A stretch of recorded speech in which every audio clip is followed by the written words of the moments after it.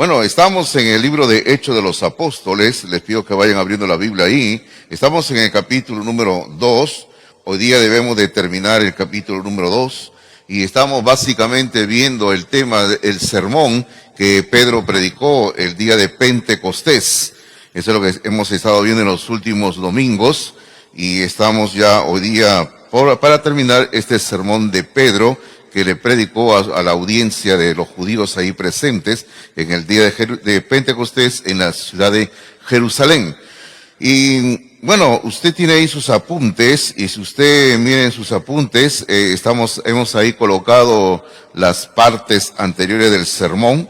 Por ejemplo, vimos que en la primera parte de su sermón Pedro hizo referencia a una profecía de Joel, donde él anunciaba que el reino se acerca. Y ese fue el mensaje que también predicó Jesucristo, y también anteriormente de él Juan el Bautista. Ellos decían: arrepentidos, porque el reino de los cielos se ha acercado, ¿verdad? Así que Cristo anunció la llegada del reino, y el reino ciertamente ha llegado, y es un reino espiritual hoy en día. Luego, en la segunda parte del sermón nosotros vimos que se hizo referencia a dos pasajes del libro de los Salmos, donde el rey David estaba anunciando básicamente que el rey Jesucristo ha resucitado y ha sido exaltado por Dios a la parte más elevada del universo, declarándolo el rey de todo cuanto existe. Eso es lo que nos enseñó la segunda parte del sermón de Pedro, y es hasta ahí donde llegamos, y hoy debemos de continuar y ver la última parte del sermón. Usted tiene ahí el título en sus notas, donde dice: el efecto de la predicación de la palabra de Dios. Porque cada vez que se anuncia la palabra del Señor, siempre la palabra de Dios trae fruto. Y con eso queremos comenzar en esta mañana diciendo justamente lo que, bueno, acabo de decir y quisiera repetirlo, ¿no? Que siempre la palabra de Dios trae fruto. Nunca la palabra de Dios regresa sin traer algún resultado bueno. Y yo quisiera hacer referencia a un pasaje en el Antiguo Testamento y a otro en el Nuevo Testamento, antes de entrar en materia aquí en el capítulo 2 de Hechos. En el libro de Isaías, en el capítulo 55, versículo número 10 y versículo número 11, y como siempre le digo, si usted no puede ubicar rápido el pasaje, anótelo en su boletín, luego lo puede leer en casa y escuche lo que vamos a leer. En Isaías capítulo 55, versículo número 10 y 11, recuerde lo que estamos diciendo, que siempre la palabra de Dios trae fruto. Nunca la palabra de Dios está sin fruto, siempre trae un resultado. Cuando la palabra es leída, cuando la palabra es anunciada, cuando la palabra es proclamada, siempre trae fruto la palabra del Señor. Y aquí en Isaías capítulo 55, en el versículo número 10, dice así: porque como desciende de los cielos la lluvia y la nieve, y no vuelve allá, sino que riega la tierra y la hace germinar y producir, y da semilla al que siembra y pan al que come. Claramente en este versículo 10 se habla de que la lluvia que cae en la tierra da fruto, permite que la semilla pueda germinar y producir fruto. Eso es lo que está diciendo en el versículo número 10. Y ahí se hace una comparación con la palabra de Dios en el versículo 11. En el versículo 11 dice: así será mi palabra que sale de mi boca, no volverá a mí vacía, sino que hará lo que yo quiero y será prosperada en aquello para que la envié. Hermano mío, la palabra de Dios nunca regresa sin fruto, siempre va a producir fruto, y como dice en otra parte en la palabra del Señor, fruto en abundancia. Así que nosotros lo único que tenemos que hacer es proclamar la palabra, abrir la palabra, leer la palabra, y la palabra de Dios va a producir fruto en nuestra vida y en la vida de aquellos que le están oyendo la palabra del Señor. Es por eso que en sus notas hemos colocado un pensamiento que dice: Dios hace una afirmación evidente y contundente ante la cual no quedan dudas. ¿Cuál es esa afirmación? Que su palabra es poderosa. Que su palabra es poderosa. La palabra de Dios es una palabra que tiene poder, no es una palabra muerta, no es una palabra estática, es una palabra que tiene poder, es una palabra viva. Y justamente eso ya va respondiendo, ¿no? Estamos diciendo que la palabra de Dios produce fruto y nos preguntamos, pero ¿por qué ocurre esto? Bueno, yo lo acabo de decir, porque en el libro de Hebreos, capítulo 4, versículo número 12, ¿por qué ocurre de que la palabra de Dios nunca vuelve vacía? ¿Por qué ocurre de que la palabra de Dios da fruto? Que la palabra de Dios obra en aquellos que la leen y la oyen. Porque en Hebreos capítulo 4, versículo número 12, dice así: porque la palabra de Dios es viva y eficaz y más cortante que toda espada de dos filos y penetra hasta partir el alma y el espíritu, las coyunturas y los tuétanos, y discierne los pensamientos y las intenciones del corazón. Esto es lo que dice aquí en este versículo que acabamos de leer en Hebreos capítulo 4, versículo número 12. Sencillamente dice que la palabra de Dios, no cualquier palabra, no mi palabra, no tu palabra, sino la palabra de Dios, es una palabra viva, es una palabra eficaz, es suficiente. Y la compara con una espada. En el versículo que acabo de leer dice, es como una espada de dos filos, una espada cortante, dice, y una espada que penetra hasta lo más profundo de la persona, porque habla que penetra hasta el alma, el espíritu, y no solamente en el aspecto espiritual, sino también en el aspecto físico. Dice que va hasta las coyunturas, los tuétanos, y vuelve otra vez a lo espiritual, donde dice que la palabra discierne los pensamientos y las intenciones del corazón. Esa es la palabra de Dios. Es por eso que la palabra de Dios, cuando es abierta para leerla, para proclamarla, es una palabra que siempre va a traer fruto, va a producir algo. La palabra de Dios nunca va a quedar sin producir nada, siempre va a producir algo. Y aquí, otra vez volviendo, ahora sí, volvamos a Hechos capítulo 2. Y aquí en Hechos capítulo 2, Pedro ha abierto la palabra de Dios. Y como Pedro ha abierto la palabra de Dios, la ha leído. Entonces Pedro la palabra va a producir fruto en sus oyentes.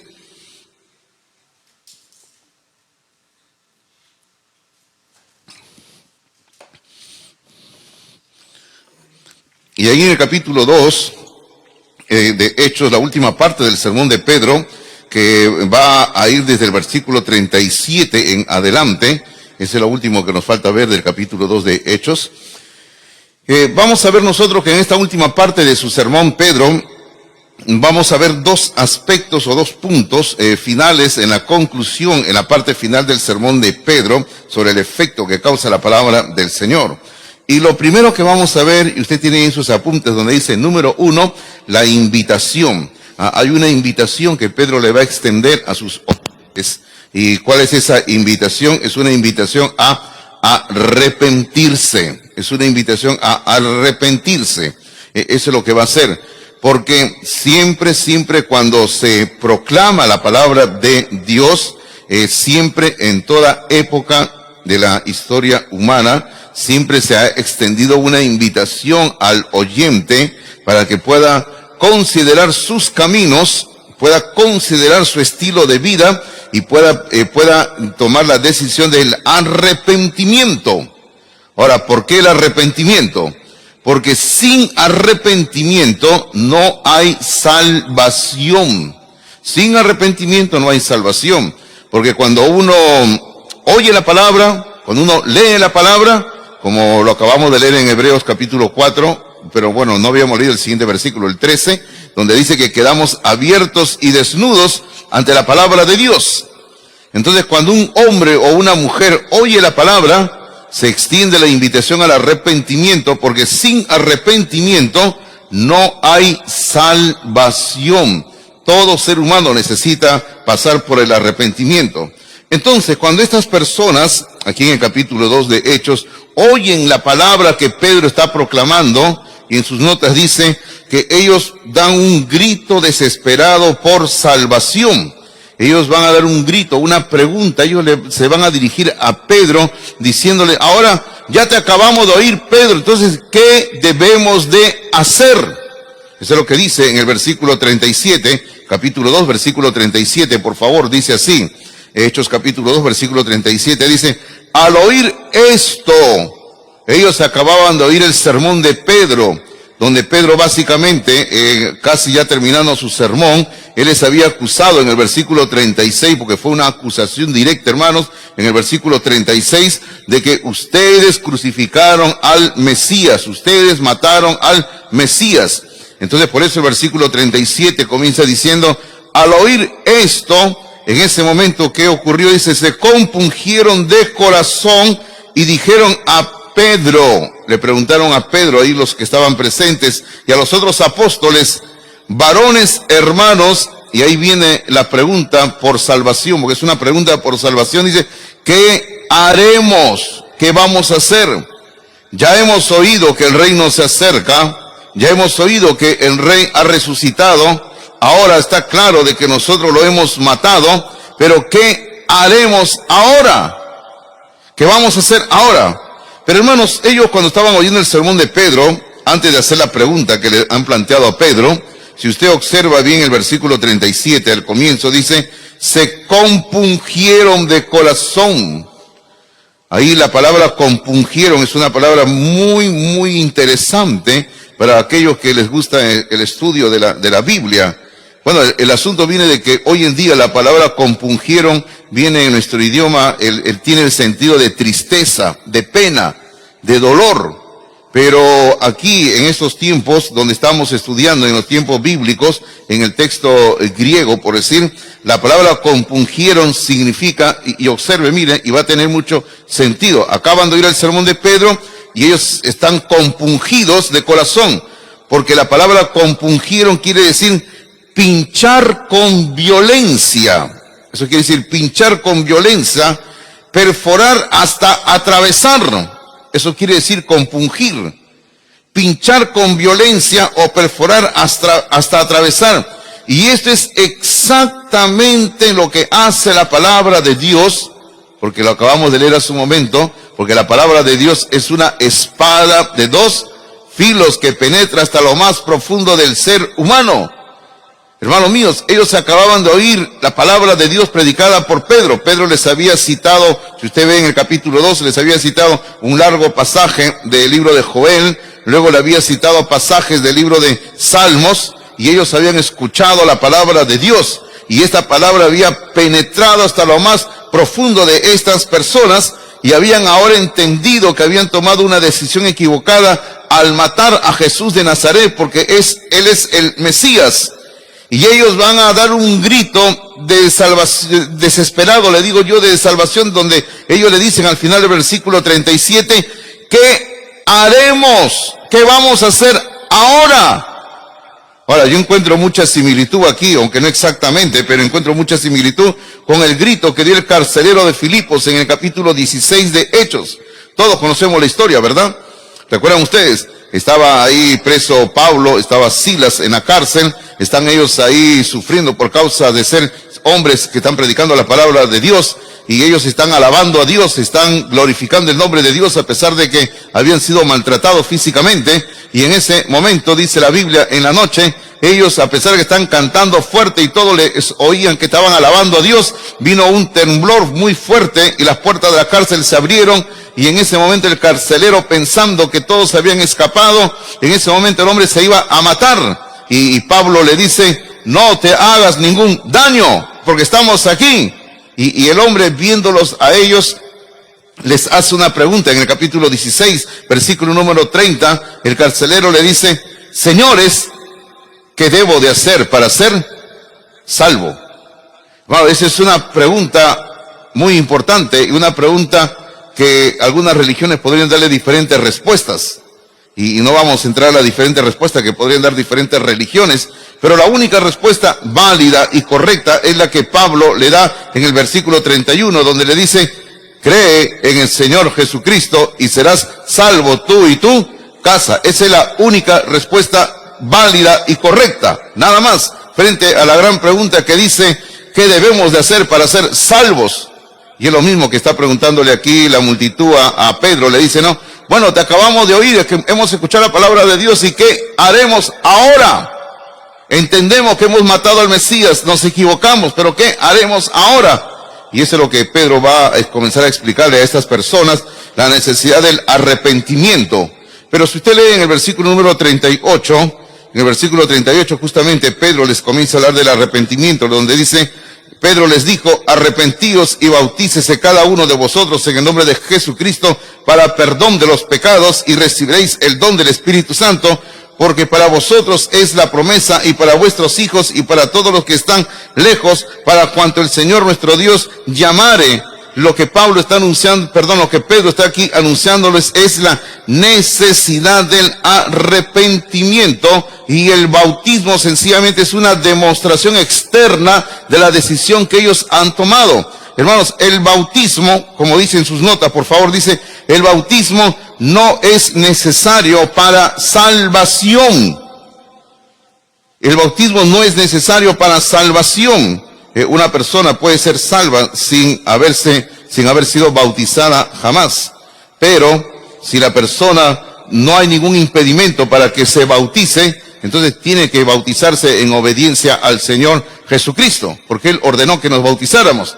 Pero si usted, digamos, por alguna circunstancia no se puede bautizar por un motivo de salud, de repente está postrado en cama, recibió a Cristo en cama y está ahí enfermo totalmente, y quién sabe, ¿no? De repente es una enfermedad que le lleva a la presencia de Dios y usted toma su decisión por Cristo, amén, va a la presencia de Dios. Pero si usted está aquí en este momento sentado, oyéndome, usted tiene ya a Cristo en su corazón, usted aún no es bautizado en agua, tiene que hacerlo. Tiene que tomar la decisión de ser bautizado en agua, aunque el bautismo no es parte de la salvación. El arrepentimiento es lo que lleva a uno a la fe en el Mesías y es lo que nos salva. Lo único que necesitamos es el arrepentimiento. El bautismo no nos salva. El bautismo es parte de nuestra obediencia al Señor.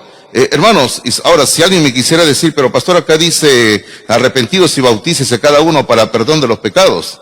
Y algunos a veces tratan de entender de que el bautismo y el arrepentimiento van juntos para perdón de pecados, y si una persona no se bautiza no recibe perdón de pecados. Bueno, yo le voy diciendo de que es el único versículo donde da esa, digamos, trata de reflejar eso, da esa sensación, digamos, pero no podemos construir una doctrina solamente basada en un versículo en las Escrituras. Tenemos que ver toda la enseñanza general de la Biblia para que podamos entender algo que se nos está tratando de enseñar en la palabra de Dios. Y en ninguna otra parte en las Escrituras existe una enseñanza donde diga lo mismo, de que tenemos que bautizarnos y tenemos que arrepentirnos para salvación. Jamás existe eso. Ahora, lo que hay en la Biblia, y Cristo lo enseñó, por ejemplo, cuando Él resucitó, de que el arrepentimiento es suficiente para el perdón de pecados. Cuando una persona se arrepiente, esto le da perdón de pecados, es suficiente. Voy a leer el pasaje, escúcheme por favor, luego le doy la cita. Ya dice, Cristo dijo así a los discípulos después que había resucitado, y les dijo, así está escrito y así fue necesario que el Cristo padeciese y resucitase de los muertos al tercer día. Y luego dice, y que se predicase en su nombre el arrepentimiento y el perdón de pecados en todas las naciones, comenzando desde Jerusalén. En ningún momento el Señor menciona aquí de que arrepentimiento más bautismo da perdón de pecados, sino que Él dice que se predique en su nombre arrepentimiento y el perdón de pecados en todas las naciones. Acabo de leer, anote la cita para que usted luego pueda chequearlo, en Lucas capítulo número 24, versículos 46 y 47. Eso es lo que dice la palabra del Señor en Lucas 24, 46 y 47. Ahora, si fuera la enseñanza de Pedro, digamos, de que la persona tiene que arrepentirse, bautizarse para perdón de pecados, cada vez que Pedro predicaba en el libro de Hechos hubiera repetido lo mismo, y no hay eso ninguna otra vez. Por ejemplo, en el capítulo 3, que pronto vamos a llegar, en el versículo número 19, donde Pedro estaba dando otro sermón, donde en el capítulo 3, versículo 19 de Hechos, dice así, así que arrepentíos y convertíos, o sea, un cambio de mente, un cambio de corazón, para que sean borrados vuestros pecados, para que vengan de la presencia del Señor tiempos de refrigerio. No se menciona en ningún momento el bautismo como una condición para el perdón de pecados. Solamente tiene que haber arrepentimiento.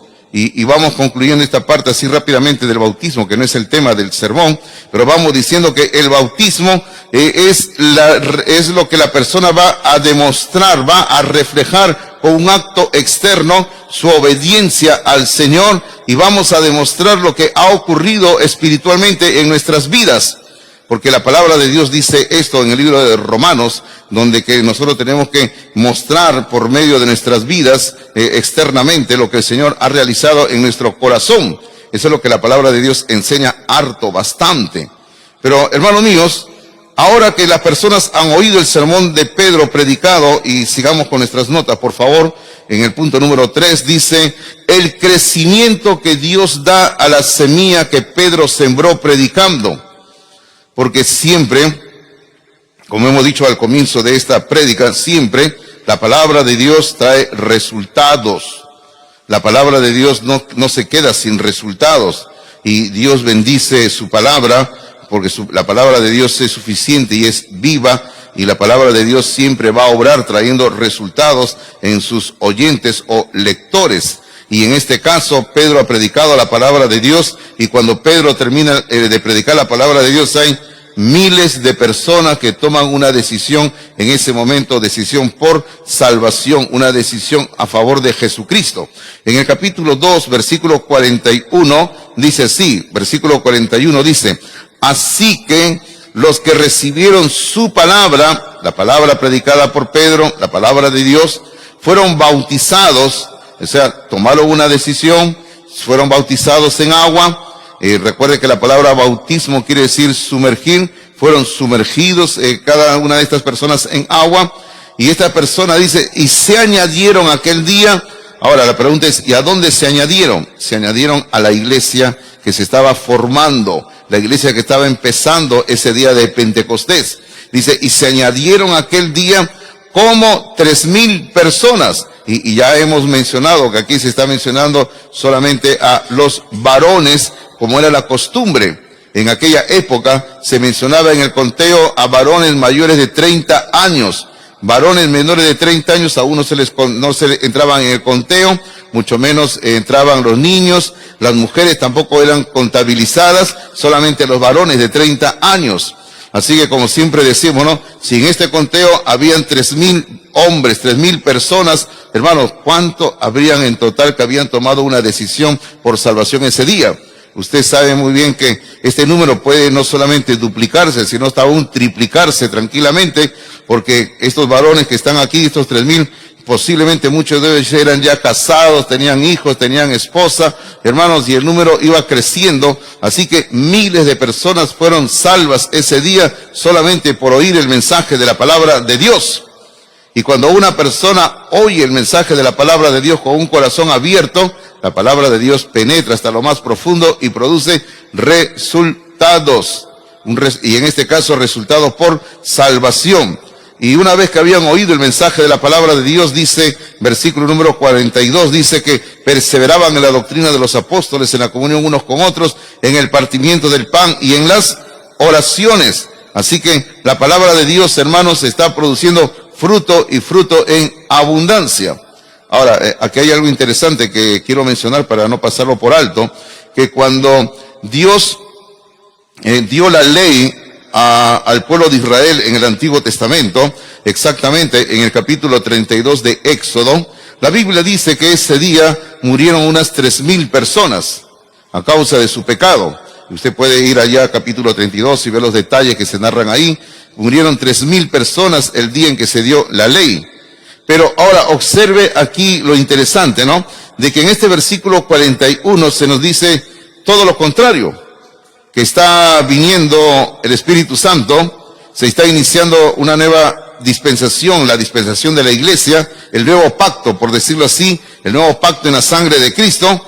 Y ahora no están muriendo 3,000 personas, sino que dice que 3,000 personas tomaron una decisión por salvación.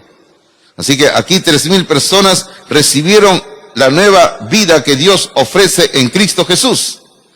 Hermano, porque la ley, en la ley de Moisés, o la ley de Moisés, cuando una persona quiere obedecer la ley de Moisés al pie de la letra, no lo va a poder lograr.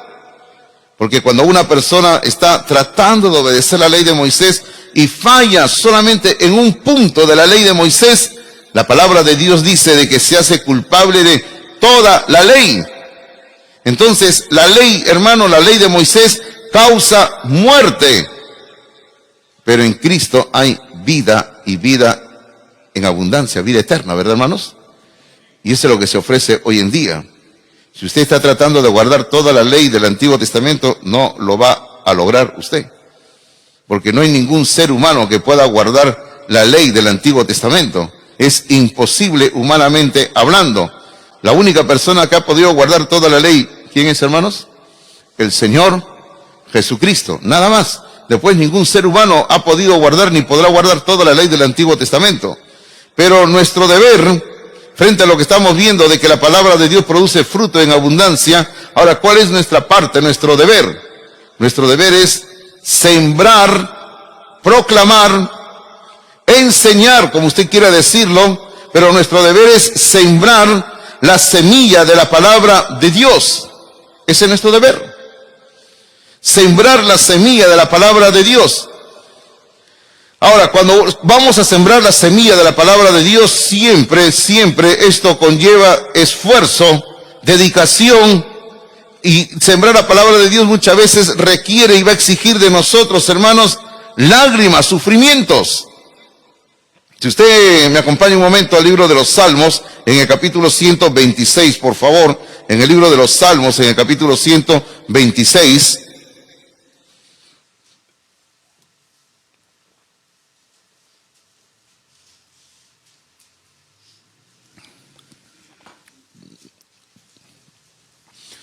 en el libro de los Salmos, capítulo 126,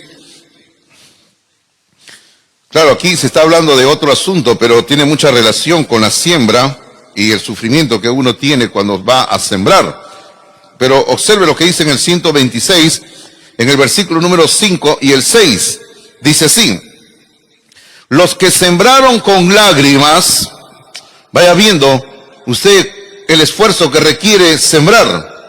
Se hace, dice, con lágrimas. Dice, los que sembraron con lágrimas, con regocijo segarán.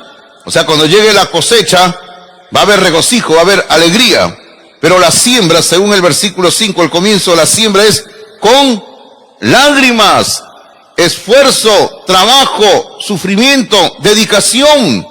Y así tiene que ser cuando usted decide sembrar la palabra de Dios en el corazón de otras personas. Va a haber entrega, sufrimiento, queridos hermanos. Luego el versículo número 6 dice: irá andando y llorando el que lleva la preciosa semilla. Observe, se habla otra vez de la semilla acá. Y claro, yo sé que está hablando de otro asunto, pero nosotros podemos entender que se habla de la semilla, de la palabra de Dios, del mensaje de Dios. La semilla, dice, irá andando y llorando el que lleva la preciosa semilla. Y luego otra vez regresa a la cosecha, dice, mas volverá a venir con regocijo, trayendo sus gavillas.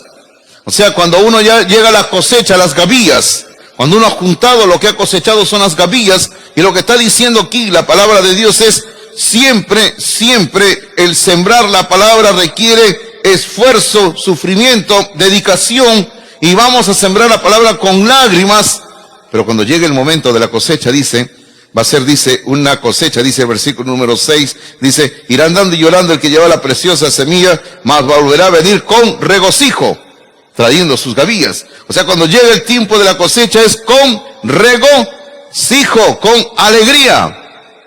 Ahora, y si seguimos hablando de el deber de sembrar la palabra, yo creo que para todos nosotros queda muy claro cuando Cristo contó la famosa parábola del sembrador. Y ni siquiera vamos a leerlo, pero eso está en el capítulo 13 de Mateo, donde el Señor la narra primero y luego los apóstoles le preguntan, Señor, ¿qué significa esto? Y Él les comienza a explicar el significado de la parábola del sembrador. Pero la enseñanza de la parábola es hay que sembrar la palabra de Dios, la semilla. Y no siempre va a caer en un corazón receptivo, sino que hay corazones que van a rechazar la palabra, pero siempre hay personas con un corazón abierto que van a recibir la palabra. Y la palabra, es lo que el Señor enseña en la parábola del sembrador, y la semilla, la palabra, va a producir fruto. Y el Señor dice, y fruto en abundancia, a 100%, dice la palabra del Señor. Ahora, además, Pablo, en 1 Corintios capítulo número 3, hablando del sembrar, mire lo que dice Pablo aquí, y lo que estamos tratando de mostrar a ustedes, que tenemos un deber. Todos nosotros tenemos un deber, el deber de sembrar la palabra de Dios. Y no es el deber solamente de una o dos personas, es nuestro deber de todos nosotros. 1 Corintios capítulo número 3, por favor, observe aquí Pablo lo que va a hablar sobre este tema de la siembra. 1 Corintios capítulo número 3, versículo número 5 en adelante, Pablo comienza con una pregunta retórica, donde dice, capítulo 3, versículo 5, dice, ¿qué pues es Pablo y qué es Apolos? O sea, es una pregunta, dice, ¿no? ¿Qué somos nosotros? O sea, ¿somos algo, como quien dice, muy demasiado importantes? No, va a decir. Y observe luego, dice, sigue diciendo el versículo 5, en referencia a Pablo y Apolo, dice, servidores. O sea, somos simplemente servidores, siervos nada más, esclavos somos, por medio de los cuales habéis creído, y eso según lo que a cada uno concedió el Señor. O sea, solamente somos instrumentos, está diciendo, lo que el Señor nos ha concedido ser para ustedes. Eso es lo que Pablo dice en referencia a su persona y a la de Apolos. Y luego sigue hablando el tema en el versículo número 6. Ahora observe lo que dice. Aquí dice, yo planté semilla. Yo planté. Y luego dice, Apolos regó. ¿Qué regó? La semilla. Pero el crecimiento lo ha dado Dios. O sea, yo planté, yo he plantado, Apolos ha regado, pero todo viene de Dios, dice. El crecimiento viene de Dios. En la vida de las personas, en la iglesia, viene de Dios, no viene de mí, dice Pablo. Ni de Apolos, viene de Dios. Luego el versículo 7 dice, así que ni el que planta es algo. O sea, Pablo no se consideraba, digamos, algo sobrehumano. Dice, ni el que planta es algo, ni el que riega, sino Dios que da el crecimiento. Todo depende de Dios, dice. Luego el versículo 8 dice, y el que planta y el que riega son una misma cosa, aunque cada uno recibirá su recompensa conforme a su labor. Porque nosotros somos, y observe ahora cómo se consideraba Pablo, dice, somos colaboradores de Dios, dice. Solamente somos colaboradores de Dios, dice. Y vosotros sois labranza de Dios, edificio de Dios. Nosotros colaboramos con Dios, pero ustedes son la consecuencia, la labranza, el edificio, lo que Dios está haciendo, nada más. Hermanos, ¿cuál es nuestro deber entonces? Nuestro deber es enseñar, abrir, predicar, proclamar la palabra de Dios. Y eso es lo que tenemos que hacerlo. Ahora, el resultado, ¿quién lo da? Dios, hermanos míos. Dios es el que da el resultado a la palabra que estamos sembrando. Yo sé que algunos de ustedes testifican a otras personas y a veces viene quizás el desánimo porque dicen, pero pastor, yo le he hablado a fulano, a sultano tantas veces y esta persona no entrega su vida a Cristo y yo no veo los frutos. Bueno, es que no depende de nosotros. No depende de nosotros. Nuestra parte es abrir la palabra, enseñar la palabra, proclamar la palabra. Y el resultado viene de parte de Dios, queridos hermanos. No viene de nosotros. Usted lo único que tiene que hacer es ser fiel en enseñar, en proclamar la palabra de Dios. Nada más. Y el resultado viene de Dios, nada más. Ahora, vámonos a la segunda parte de esta tercera y última parte del sermón de Pedro. Acabamos de ver la invitación donde él les ha invitado a un arrepentimiento a estas personas. Y ahora en la segunda parte lo estamos llamando la edificación. Y aquí viene y yo sé que ahí he dejado un espacio pequeño que no tenía ya forma de cómo hacerlo, pero es un poquito largo, son 3 palabras. La edificación es fruto que permanece, fruto que permanece, fruto que permanece. Hemos estado hablando justamente de que la palabra trae fruto y fruto en abundancia. Y lo que nosotros queremos decir de que, y esto es muy importante y es clave y es básico en el obrar de Dios en este mundo, en la vida de las personas. Y en sus notas dice en el punto número 1, el Espíritu de Dios hace su obra de convencer a los hombres. El Espíritu de Dios hace su obra de convencer a los hombres. Porque Cristo dijo la noche previa a su crucifixión, Él dijo que el Espíritu Santo cuando venga va a convencer a los hombres de 3 cosas. ¿Cuáles son? De pecado, de justicia y de juicio. De pecado, de justicia y de juicio. ¿Dónde está eso? Está en Juan capítulo 16, versículo número 8. En Juan 16, 8, cuando el Señor está hablando con ellos ahí en el famoso sermón del aposento alto, Él les dijo así, el Espíritu Santo viene, va a convencer de pecado, de justicia y de juicio. Y esa es la obra actual del Espíritu Santo. Cuando nosotros proclamamos, es convencer a la persona, el Espíritu Santo convence a la persona de pecado. No es yo el que va a convencer a alguien de pecado. Es el Espíritu Santo el que va a obrar en la persona convenciéndola de pecado y les va a mostrar la justicia que solamente hay en Cristo Jesús y le va a mostrar el juicio venidero. Porque se viene un juicio para el ser humano y qué triste va a ser cuando el ser humano se presente ante Dios sin que Cristo sea su abogado. Porque la palabra de Dios dice en 1 de Juan capítulo 2 versículo 1 que abogado tenemos para con el Padre a Jesucristo el justo, ¿verdad? Entonces viene un juicio. Ahora, usted puede entender cómo se siente un ser humano ante la realidad de que viene un juicio más allá de la muerte y que no tiene quien lo pueda defender en el otro mundo cuando venga ese juicio. Va a ser algo terrible. Por ejemplo, cuando Pablo le predicó la palabra de Dios a unos hombres, y había uno de ellos que era una autoridad romana y se llamaba Félix. No nuestro hermano Félix que está acá por si acaso, ¿ya? Ya, a quien lo estimamos bastante, ¿no? Ya, el único problema es que el hermano es hincha de Alianza Lima, nada más. Ese es su pecado del hermano. Pero dejemos ese pecado del hermano, ¿ya? Te queremos, hermano Félix, de todas maneras. Ya, entonces le decía, cuando Pablo le predicó a este hombre Félix, la palabra de Dios dice que este Félix le escuchaba con cierto agrado. Y usted tiene que leer toda la historia porque él le escuchaba con cierto agrado. Y la Biblia dice que cuando Pablo le comenzó a hablar a Félix predicándole que viene el juicio de Dios, la Biblia dice que este Félix en ese momento comenzó a tener temor, comenzó a tener miedo, porque se viene el juicio de Dios.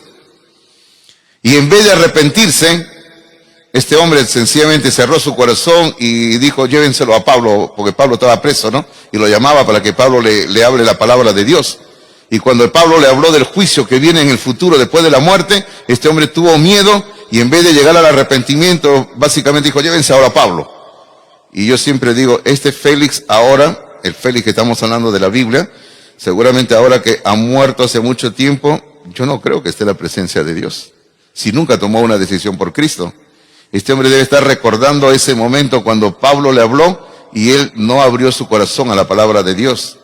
¿Dónde se encuentra eso? Se encuentra en Hechos capítulo 24, versículo 25. En Hechos capítulo 24, versículo 25. Entonces, siempre la palabra de Dios cuando es abierta va a producir esto en la vida de la persona. Y cuando una persona oye la palabra de Dios va a tener temor. Cuando está con un corazón abierto, va a tener miedo, queridos hermanos. Yo sé que algunos de ustedes van a decir, no, pastor, ¿cómo que la palabra va a producir miedo? Sí, la palabra produce miedo. Cuando una persona escucha la palabra y no abre su corazón a la palabra, hermano, la palabra de Dios, algo que produce la persona es miedo, sencillamente. Porque en este caso, dice, la persona queda, ¿no?, desconcertada y dice, ¿y qué será de mí? Claro, una persona sin Cristo tiene miedo porque no sabe qué es lo que va a ocurrir el día que tenga que cerrar sus ojos en esta tierra y pasar a una eternidad. La palabra del Señor dice aquí en el capítulo número 2, en el versículo número 43 de Hechos, que estas personas cuando están ahí oyendo el sermón de Pedro y muchos de ellos aún no habían tomado una decisión por Cristo, dice en el versículo 43, dice, y sobrevino temor, fobia, miedo, y sobrevino miedo a toda persona. Ahora, vino un miedo porque habían oído el sermón que había predicado Pedro de que ellos habían matado al Mesías y que tenían que arrepentirse. Muchos sí se arrepintieron, pero otros muchos también no se arrepintieron. Y esta persona que no se arrepintieron dice, y sobrevino temor a toda persona, y estas personas estaban ahí con temor, con miedo. Y dice, luego dice el versículo 43 que muchas maravillas y señales eran hechas por los apóstoles. Al igual que su maestro Jesucristo, ellos seguían haciendo milagros para los judíos, para que los judíos puedan convencerse de que se estaba predicando el mensaje del verdadero Mesías, no un Mesías falso, sino que era el verdadero Mesías. Pero hay algo que ocurre aquí cuando en estos creyentes que están comenzando a reunirse. Dice en sus notas, dice, los hermanos se aman, y así debe ser, queridos hermanos, debe haber amor entre los hermanos. ¿Usted qué dice? ¿Verdad que sí, hermanos? Tiene que haber amor, ¿no? ¿Usted ama a su hermano o no lo ama a su hermano? Claro, algunos dicen, claro, pasó con ciertas limitaciones, ¿no? No a todos, pero algunos, pero sí amo a algunos, ¿no? Hermano, hay que amar a todos los hermanos en Cristo, ¿verdad? No hay que tener ahí preferencias, no, yo amo a fulano, sutano, mengano, y a los demás no los amo mucho. Los aprecio, pero no los amo, ¿no? No, hermanos. Tenemos que amarnos entre los hermanos en Cristo. Dice, los hermanos se aman el uno al otro y suplen las necesidades que hay entre ellos. Ahora, claro, hay que entender bien lo que está ocurriendo aquí, ¿eh? Justo en estos días me tocó tratar un tema muy relacionado a esto en una de mis clases, en el seminario. Y estábamos hablando justamente de que el punto es de que habían llegado miles de personas a Jerusalén para la fiesta de Pentecostés, Hechos capítulo 2. Y estas personas cuando llegaban durante todos esos días de la fiesta de Pentecostés, hermanos, se hospedaban donde podían hospedarse. Literalmente, hermanos, la gente les daba en alquiler, vamos a decir, los famosos aposentos altos en el segundo piso, ¿no? O algunas casas a veces tenían hasta 3 pisos, en el tercer piso le daban en alquiler. Ahora, y también hay que entender que en aquellos tiempos no era como hoy en día que usted va a un lugar, hoy en día usted va a un lugar y quiere alquilar una habitación, le dan una habitación privada, con puerta, ventana, cortinas, hasta baño propio, más así, ¿no? Pero en aquellos tiempos no era así. En aquellos tiempos se alquilaba, por decir, era un espacio abierto, y ya te alquilo, entra y acomódate donde puedas. Ahora, usted imagínense un espacio grande donde las personas estaban ahí durmiendo, hombres, mujeres, niños, llorando por ahí los niños en la noche, y permiso, voy a pasar, y alguien estaba pasando sobre usted, ¿no? Así era en aquellos tiempos. Entonces habían llegado miles de personas a Jerusalén para la fiesta durante esos días, que no vivían usualmente en la ciudad. Ahora, y muchas veces llegaban tantas personas que muchos de ellos fuera de la ciudad, fuera de los muros, ponían sus carpas y ahí pernoctaban durante esos días. Entonces, viene el Espíritu Santo, se convierten miles de personas que no vivían usualmente en la ciudad, y ahora, durante esos días, porque cuando uno viaja, hermanos, uno viaja muchas veces pensando en quedarse solamente ciertos días en un lugar, ¿verdad que sí? Y uno viaja llevando cierta cantidad de dinero. Entonces, ¿qué sucede con todos los hermanos que han venido de otro lugar y se han convertido a Cristo y están ahora en Jerusalén quedándose durante esos días? Los hermanos ahora de la ciudad, los que se han convertido y que viven usualmente en la ciudad, van a comenzar a ayudarles a ellos con hospedaje y con alimentos. Ahora, a lo que yo voy es a esto, de que lo que vamos a leer aquí en la Biblia, lo que ocurrió en ese momento, de la ayuda que se le dio, fue algo extraordinario Y no es algo que se estableció un patrón para siempre en toda la iglesia del Señor. No me malentienda, por favor, porque la Biblia habla de amarnos unos a otros y de ayudarnos. Pero lo que ellos hicieron, hermanos, donde comenzaron a vender sus terrenos, comenzaron de repente a vender sus animalitos, a matar sus animalitos para dar de comer a los hermanos, fue algo extraordinario. No es un patrón que siempre se tiene que seguir en toda la época, en todas las iglesias. Y lo digo esto porque a veces algunos lo malentienden o lo malentienden a propósito. Dicen, no, si en aquellos tiempos los hermanos vendían sus terrenos para dar de comer a los que no tenemos. Entonces, hermano, si tú tienes 2 terrenos, vende un terreno para que yo pueda comer. Y hermano, y eso no dice la Biblia, por si acaso. Sino que hay que entender bien lo que estaba ocurriendo aquí. En el capítulo 2, en el versículo 44, por favor, dice así. Dice, todos los que habían creído estaban juntos. Claro, porque estaba comenzando la iglesia y se aman, ¿no? Cuando una iglesia comienza, todos andan juntos, amorosos.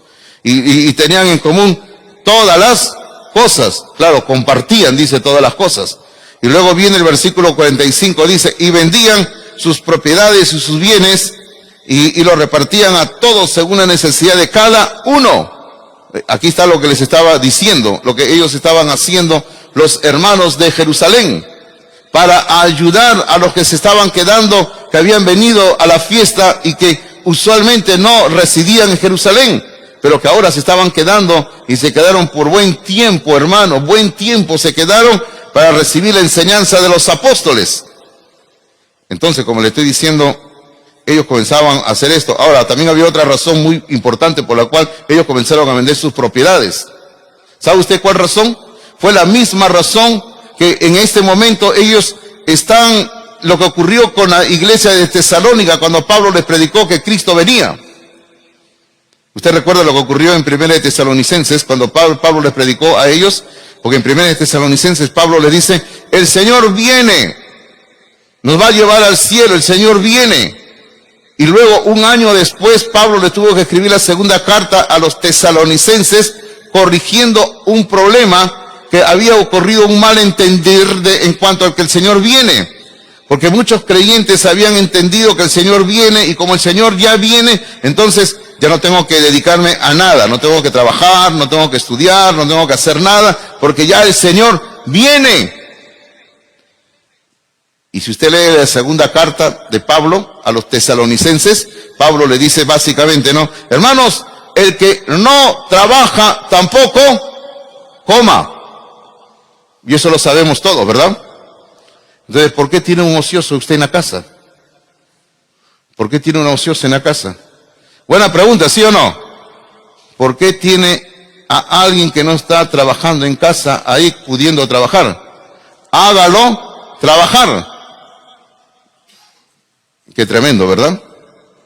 Pero bueno, entonces, ¿qué había ocurrido? Sencillamente, los hermanos aquí en Hechos capítulo 2, ellos estaban anhelando, esperando que ya el Señor venga, Jesucristo venga, porque es el Mesías. Entonces, como para ellos el Señor venía en cualquier momento, ya en ese momento para ellos iba a venir, ellos comenzaron sencillamente a vender sus bienes para ayudar a los hermanos que tenían necesidad. Queridos hermanos, ¿tenemos que amar a los hermanos? Por supuesto que tenemos que amar a los hermanos. Y tenemos nosotros que hacerlo con todo nuestro corazón. Pero para eso no tenemos necesariamente que vender nuestras propiedades para hacerlo. ¿Tenemos que demostrar nuestro amor? Sí, tenemos que demostrar nuestro amor. Y amamos a los hermanos y los vamos a amar a los hermanos en Cristo Jesús. Pero finalmente, hermanos, en sus notas dice que Lucas nos va a dar un pasaje de resumen. Y con esto ya estamos terminando el sermón de esta mañana, que Lucas nos da un pasaje de resumen, y yo le voy diciendo que ese pasaje son los versículos 46 y 47. Y le puedo decir que mirando todo el libro de Hechos, Lucas nos va a tener acostumbrados a que siempre, cada cierto tiempo, cada ciertos capítulos, él nos va a presentar un pasaje que resume todo lo anterior que he estado diciendo en una sección. El libro de Hechos se divide en partes, en secciones, y al final de cada sección, Lucas nos va a dar un resumen de lo que él ha estado diciendo. Y son interesantes esos resúmenes, en verdad se los digo, Ahora, pero en esta porción de Hechos, en el versículo 46 y versículo 47, yo quiero resaltar dos asuntos que se van a mencionar acá. El primero es que se va a hablar, y todavía no leemos el pasaje por si acaso, se va a hablar de que la iglesia llegó a tener un buen testimonio delante de los hombres, y lo más importante, un buen testimonio delante de Dios. Porque, hermano, ¿por qué debemos de tener un buen testimonio delante de los hombres? Porque si estamos andando bien ante Dios, vamos a andar bien ante los hombres. Y hermano, y hay que tener cuidado, porque a veces muchos creyentes dicen, a mí no me interesa lo que los demás piensan de mí. No, si usted vive correctamente y honestamente, entonces los demás sí es importante que piensen algo bueno de usted. No se trata de decir, a mí no me importa lo que los demás piensan. Es importante lo que los demás piensan, porque ese es el testimonio que nosotros damos como hijos de Dios, como hijas de Dios. Pero la iglesia aquí tenía un buen testimonio.